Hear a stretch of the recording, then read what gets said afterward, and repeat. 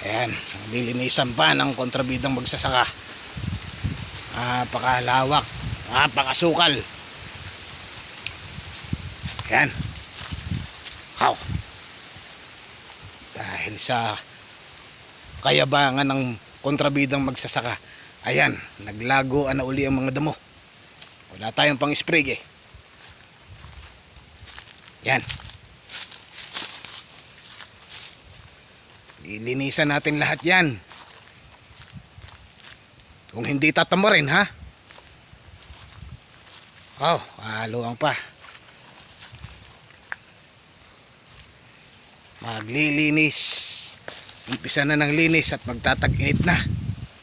Para maganda naman tingnan. Sa susunod, lalagyan pa natin ng floor wax. Sige, update ko na lang kayo. Itong inyong kontrabidang magsasaka. Bye-bye.